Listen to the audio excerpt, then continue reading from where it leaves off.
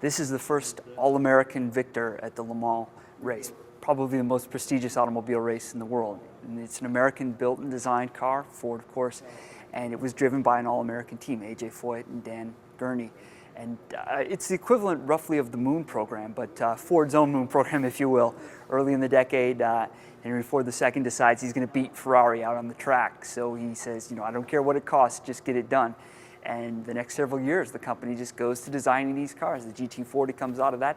The Mark IV of the GT40 series is the car that gets it done in 1967. They had a previous victory in 1966. So it's a great example of a race car being built, not just for brute power, brute strength like some of the early race cars, but this is really scientifically tested. They're testing this car in wind tunnels at the research center here in Dearborn.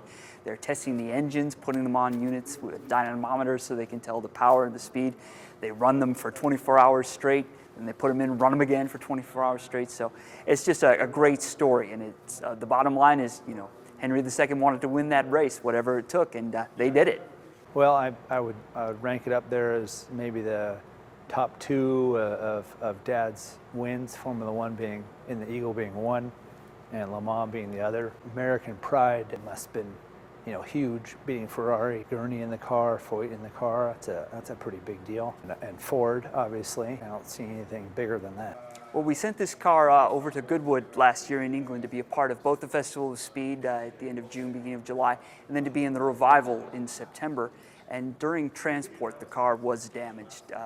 Fortunately, a lot of the damage isn't readily apparent. It's a lot of smaller details, but it's a serious problem that has to be corrected. We're grateful that we're able to get Dan Gurney's All-American Racers to do the work. There's really no one better to do this thing. So, well, there are two different things that go on in terms of historic automobiles. There's conservation versus restoration.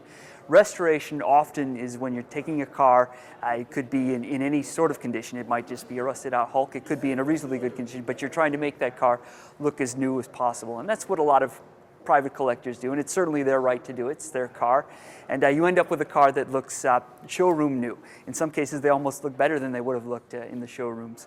But what we do at the museum is conservation. We're not restoring it, we're conserving it, which is to say, preserving what's already there. We're not going to replace parts unless we absolutely have to. We want to keep original fabric there. A car is only original once, and we try to keep it original like that indefinitely. There was some talk about the engine not being the original engine, but I'll tell you right now that it is the original engine because you can recognize safety wire styling and stuff like that, and nobody touched that engine or took it anywhere. It's right here for history.